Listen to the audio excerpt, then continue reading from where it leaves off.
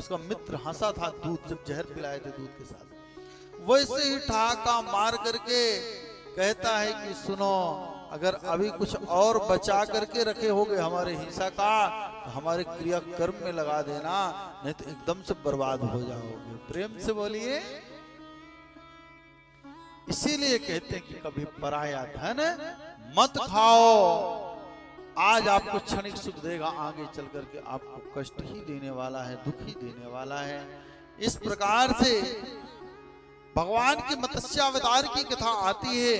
हयग्रीव नामक जो दैत्य था वह अपने वेद पुराणों को चुरा लिया था। सत्यव्रत राजा थे, वह एक दिन नदी में गए, स्नान करने के बाद में सूर्य भगवान को जल देने के लिए अपने इन दोनों हाथों से जल लिए अंजलि में, और जो ही लिए तो एक छोटी सी मछली फंस गई, और जो ही इसे जल छोड़े तो बड़ी हो गई, थोड़ी सी बड़ी हुई, उसको कमंडल में डाल लिए। मछली रानी कहती हमें लेकर के आप घर चले, यहाँ मत छोड़िएगा, नहीं बड़ी मछली हमें खा लेंगे। घर में ले गए, मटके में रखे तो बड़ी हो गई, बड़े कुंडे में रखे तो बड़ी हो गई, सरोवर में जाकर के डाले तो बड़ी हो गई, बढ़ती ही गई। तब यहाँ पर सत्यव्रत राजा पूछते हैं, कहते हैं प्रभु आप साधारण नहीं, आप तो हमें बताइए कौन है।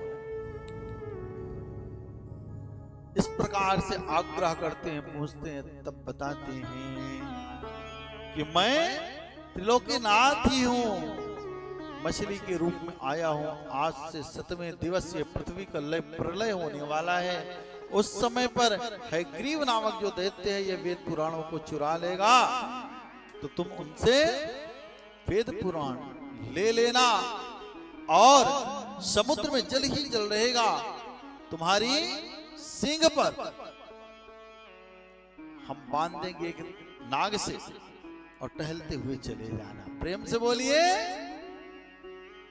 इस प्रकार से मत्स्य अवतार की कथा है।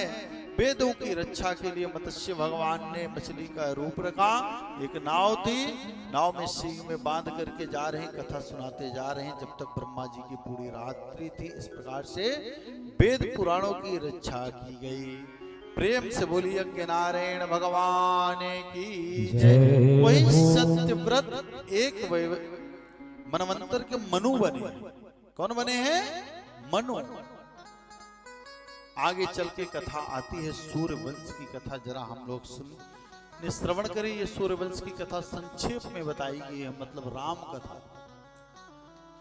कहते हैं कि सर्वप्रथम भगवान, आप सब जानते हैं, क्षीर सागर में प्रभु शयन करते हैं, प्रकट होते हैं।